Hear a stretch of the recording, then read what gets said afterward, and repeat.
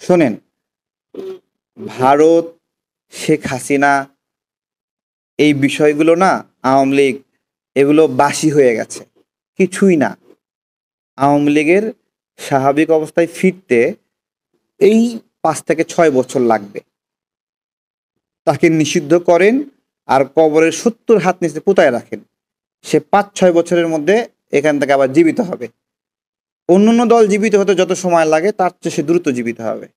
তার অর্থনৈতিক সক্ষমতা, তার বুদ্ধিভিত্তিক সক্ষমতা, অনলাইন জগতের সক্ষমতা, প্রযুক্তিগত সক্ষমতা, আন্তর্জাতিকভাবে তাদের একটা যে স্টেক হোল্ডারশিপ আছে, এই সমস্ত কিছু কারণে তাদের সময় লাগবে 5 থেকে 6 বছরের মধ্যে। তাদেরকে এই যে নিষিদ্ধ করলেন, এই নিষিদ্ধ করার ফলে তারা যখন রিস্টোর করবে, ওই দিন তারা রক্তের হোলি খেলা খেলবে। ঠিক আছে, আমরা এটাই বলছিলাম যে এই প্রক্রিয়াটা সঠিক হচ্ছে না।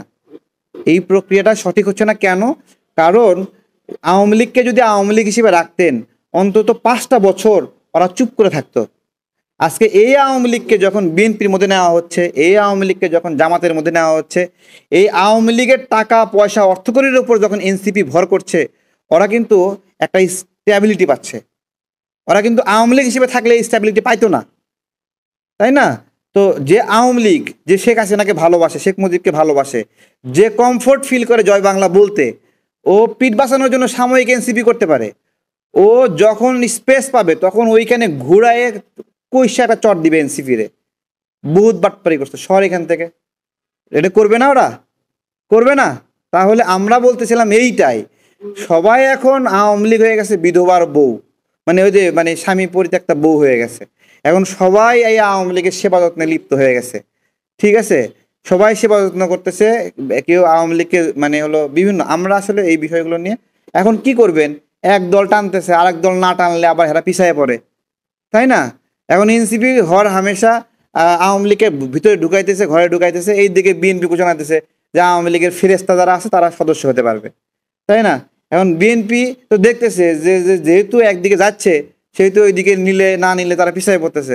তো এই যে আমরা কি বলছি, আমরা বলছি না, আওয়ামী লীগকে আওয়ামী লীগ হিসেবেই রাখতে হবে। এটা হলো আমাদের কথা, আওয়ামী লীগ হিসেবেই রাখতে হবে যাদেরকে। এবং এই আওয়ামী লীগ হিসেবে থাকার পথে ওরা সংগ্রাম করবে, লড়াই করবে। আমরা মাঝে মাঝে লাত্তি উষ্টা মারমো, চর থাপ্পড় মারমো। কেন মারমো? কারণ আমাদের ভোটাধিকার হরণ করছে, গণ অভ্যুত্থানে গণহত্যা করছে, এই কারণে তাদেরকে আমরা শাস্তি দেবো। কিন্তু যখন এরা যখন বিভিন্ন দলে চলে যায়, তখন এদেরকে কিছু বলা যায় না। হ্যাঁ, আমরা এই এই পরিস্থিতিটা অনুমান করতেছি, বিবেচনা করতেছি। এটা যখন আমরা বলতেছিলাম, এটা আস্তে আস্তে নাগরিকরা বুঝতেছে। আমরা প্রথম যখন বলছি যে ডক্টর ইউনূস একটা লোভী মানুষ, তখন কিন্তু মানুষ কিন্তু তখন বিশ্বাস করেনি, তখন আমাদেরকে দালাল বলছে। কিন্তু যখন ডক্টর ইউনূস সত্যিকার অর্থেই 666 কোটি টাকা এখানে আপনার হলো নিয়ে নিল, কর মাফ করে নিল। ডক্টর ইউনূস কি শুধুমাত্র 666 কোটি টাকা নিছে? না, ডক্টর ইউনূসের কর ফাঁকি নিয়ে এর আগে বহুত নিউজ হয়েছে, বহুত বহুত বহুত নিউজ হয়েছে। তার গ্রামীণ ফোন দফায় দফায় হাজার হাজার কোটি টাকা